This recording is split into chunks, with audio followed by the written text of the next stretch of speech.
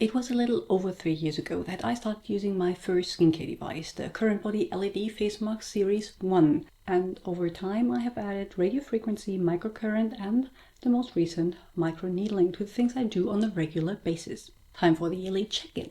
Which devices do I use now, 3 years later? How has my skin changed over the last 3 years? And how do I fit everything in my routine?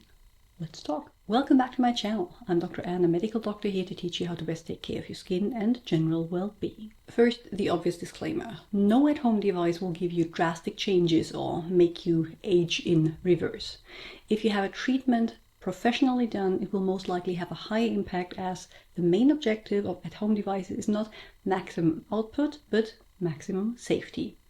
And second, you will only ever see subtle results if you keep using your devices regularly. If you can't commit to the admittedly time-intensive schedule, you're better off saving your money. And the last one, for those that haven't been around here in the past, I am 46 years old and grew up way before sun protection was a thing. My childhood and adolescence was spent with SPF 8 if on holiday, and you can definitely see the traces of careless sun exposure on my face.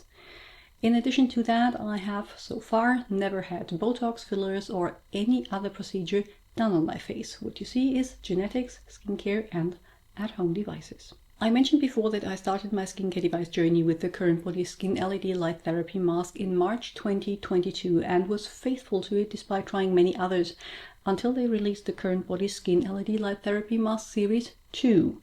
As good as the old one, but with a few improvements, so the Series 2 is the one I'm reaching for regularly now. A newer addition is the corresponding Current Body LED Neck and Décolleté mask they sent me earlier this year and that I'm still in the process of testing. For microcurrent, I started with the new face that I actually had for longer than the LED mask but never used.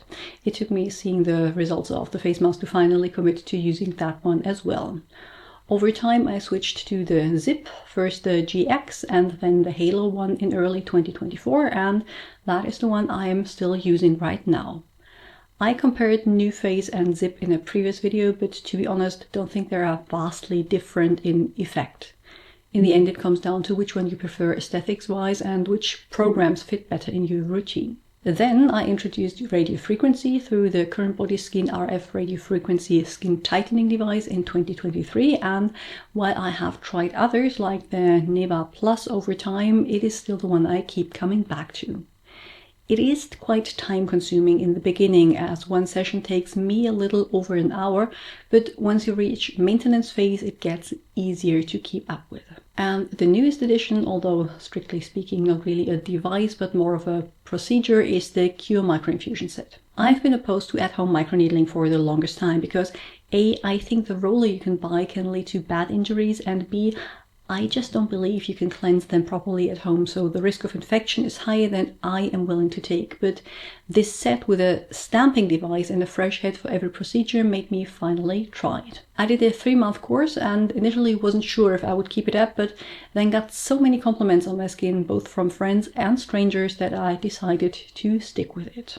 I've just started doing it again after a 3-month break, so I don't think you will notice much in the before and afters that is attributed to that. Listing them all sounds like a lot, and yes, they are an investment in time, but as you don't do all of them daily, it is actually not that hard to fit them into your routine.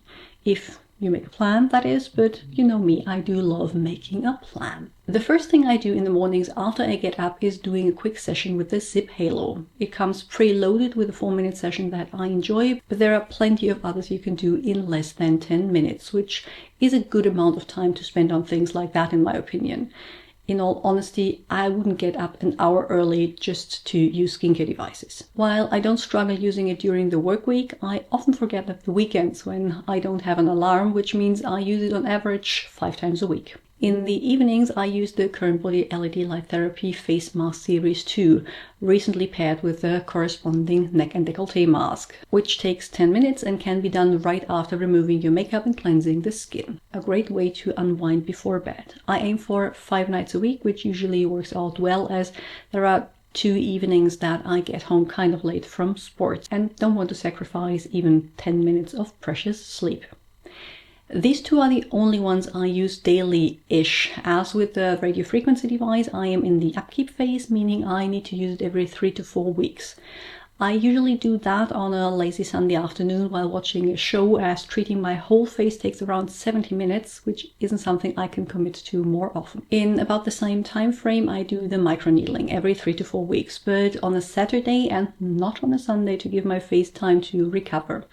Recommended is every other week, but I can't keep that up now that I'm beyond the initial testing phase. As to use it safely, I can't use it the same weekend I use my radiofrequency device, and I can't use it if I plan on doing something on Sunday that requires me wearing makeup. And even if I'm not someone that has a very busy social life, there are things coming up that I don't want to attend with a face full of redness. As you can see, that makes 15 to 20 minutes on a daily, with the occasional extra hour every other week, completely manageable. Now, why do I use so many different ones and don't stick to just one to give me the results I want? Because, in theory, they all have a slightly different mechanism of action. LED light therapy for the skin claims to reduce inflammation and help with wound healing due to an increase in collagen and elastin production triggered by activating the cells responsible for that. The masks that also use blue light are supposed to help with acne in addition to that. Microcurrent devices work by stimulating the muscles, meaning they prevent the muscle loss that occurs with age and leads to sagging due to lack of volume. They also claim to increase collagen production by increasing the amount of adenosine triphosphate, ATP, the cell's main energy source, which fuels many cellular processes. However, the data on that is quite vague. Radiofrequency, on the other hand, heats up the tissue underneath the skin surface, thus creating a wound and breaking down collagen, which in return leads to a repair process triggered that results in more collagen to reduce the one initially broken down and to tightening of the targeted layers due to the healing. Ultrasound and high frequency do basically the same, so while there are different devices for that, I stick to one, and that is radiofrequency. And lastly, microneedling. Microneedling basically means you take tiny needles and poke holes in the skin, ideally penetrating the stratum corneum. This physical trauma induces a wound healing cascade with recruitment of platelets and neutrophils that release growth factors like TGF-alpha, TGF-beta, and platelet-derived growth factor, which in the end result in stimulation of the fibroblasts to produce new collagen.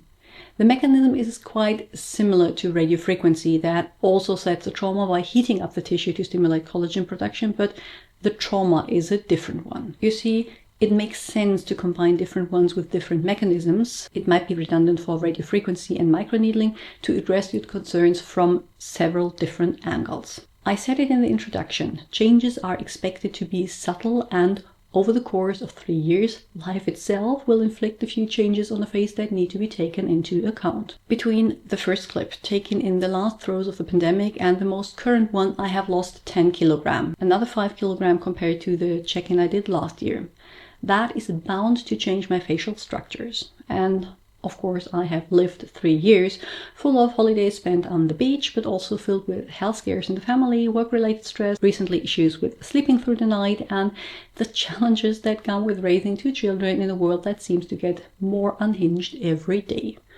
All that will have more effect than at-home devices on what my face shows. But with all that in mind, I can say that I am very happy with how my skin looks here. No drastic increase in deep-set wrinkles, still quite firm around the jawline and neck, and with some plumpness on the upper cheeks despite the weight loss. Do I look older than I did 3 years ago? Probably.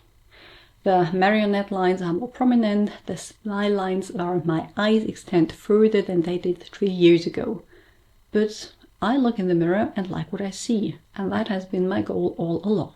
I'm curious, what do you think of my results? Do you think they are worth the time and money invested? Looking at effects, the current body RF radiofrequency skin tightening device is my favorite. I attribute the majority of the changes I experienced to this one.